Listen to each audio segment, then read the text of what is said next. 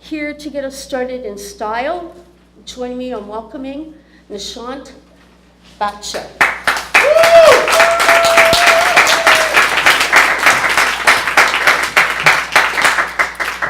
So, can everybody hear me? Yes.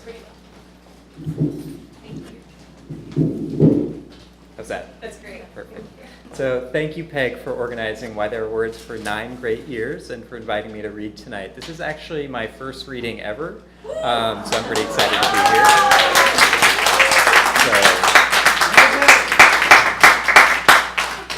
So, thanks to the other readers and especially for you all for being here tonight. I'll be reading from Wash to Shore.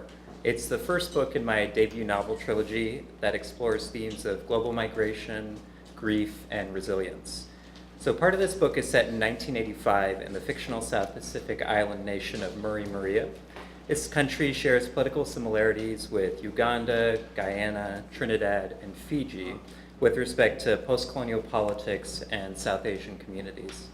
The book centers around Bhumi. She's of Indian descent and is studying botany at the South Pacific University when the country is caught up in an anti-Indian coup. In the passage I'll be reading from tonight, she snuck out after the curfew with her friend Arthi, who's also of Indian descent, and a group of Marian students. 2 specials, Bhumi said to the bartender, leaving her bills on the counter. The two sipped their Jack Daniels and Coca-Cola and smiled, taking in the first breaths of a free night.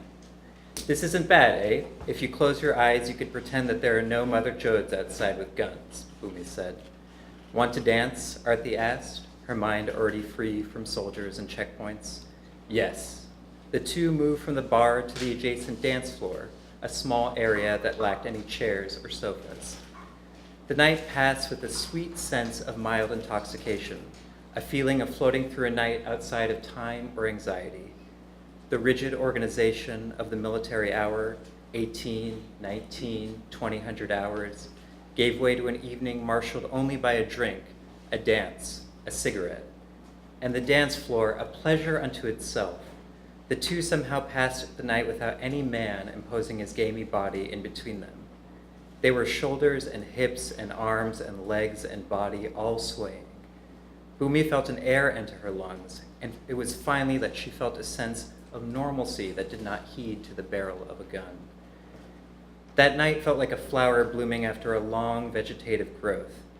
Bhumi tried to think of any showy inflorescence that opened at night, but for some reason the only plant to come to mind was the Amorphophallus titanum, the corpse flower. After a growth period of up to 7 years, the plant's spathe opened for a single night, using the smells of decomposition to attract its pollinators of choice, all the insects that emerge under the cover of darkness to feast upon rotting flesh. By the time she could shudder at the thought, it was time to go. Specifically, Arthi and David began to fight. He was, according to his explanation, going through the Hegelian dialectic for a future comrade. According to her, he was leering at the breasts of a freshman. As New Wave pulsed through the bar, the group reassembled on the dance floor near the exit. Though angry, Arthi still felt a sense of responsibility. She did a quick head count to ensure that everyone who came together was leaving together. She then grabbed Bhumi and held her by the elbow. Men are garbage, she said to Bhumi's ear over the music, but at least we have each other. We do, Bhumi said, turning to lean into Arthi so close that her lips grazed her ear. The group exited the bar with Arthi and Bhumi walking arm in arm in the center. They walked up the street, and about 100 yards in, once they were in line at the side of the checkpoint, they silenced themselves so that they would not draw any attention. Little did they know, someone had watched as they silenced themselves, unlocked their arms, and straightened their posture. The group reached the checkpoint. David went out, as usual, to pay the bribe. The CO who was to take the bribe was swaying back and forth, backwards some, forwards more.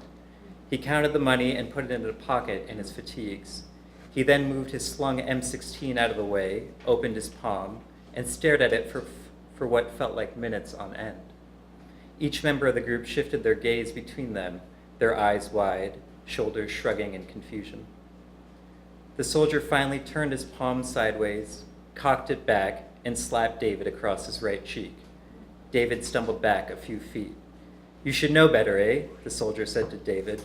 his voice harsh and grating, and his breath sour from what smelled like bottles of Murray Maria bitter.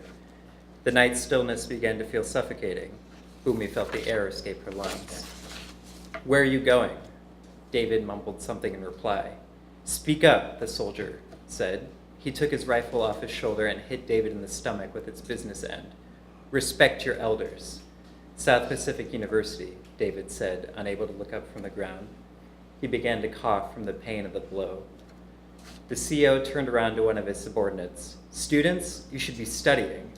He paused and licked his lips. "Put them in the jeep and take them back to campus." "Come with me," the subordinate barked. As the whole group began to move, the CO slung his rifle back onto his shoulder and yelled at David, Arthi, and Boomy. "You three have to stay. Stand right here." He pointed right in front of him. "Wait for a minute." He stood, swaying on one foot, and waited for the jeep to move. From the vehicle's back benches, 8 eyes, bare and forlorn, were trained upon David, Arthi, and Boomy. They said nothing. They didn't move an inch. Arthi looked at Boomy and nodded almost imperceptibly. Boomy took this to mean that Arthi would mention her father in a minute and that everything would be fine. She saw that Arthi tried to give that reassuring nod to David, but she couldn't get his attention. Once the rumble of the jeep's engine faded into the distance, David turned to the CO. "Her father knows the general," he yelled, pointing at Arthi. Arthi let out a small groan, and Boomy shook her head. The CO walked behind the remaining 3, just behind David. He turned sideways, raised one foot, and kicked David behind his right knee. The shock and pain of the blow caused David to fall forward. The CO laughed. "Daddy can't do anything anymore." He turned his head. "Josefa!" The remaining subordinate, a slight man with a baby face that seemed to lack both gumption and virtue, scampered to his CO's side. "Make sure he doesn't move." The subordinate grabbed David's wrists and held them together behind David's back with one hand. With his remaining free hand, the subordinate squeezed David's left shoulder and forced him face down into the pavement. He put his knee into the small of his back. "Don't move," the subordinate said. Tears began to fall from David's eyes to the oiled gravel that cut into his cheeks. "Give me his ID," the CO said to his subordinate. The soldier moved one hand to David's back pocket to pull out his wallet. From it, he pocketed every bill. He then took out David's SPU student ID and held it up like a trophy for his CO. "Throw it here." The soldier threw the ID and it landed at the CO's feet. He bent over to pick it up, studying it for a moment, before smiling and putting it in his front pocket. "Yours too," he grunted to Boomy and Arthi. They reached into their pockets and pulled out their student IDs. "Don't turn around. Hold them over your shoulder." The CO quickly snatched their IDs from their hands like a petulant child stealing food from a younger sibling. He grinned as he ran his thumb over Arthi's picture. "As for you two," he whispered, "follow me." Thank you.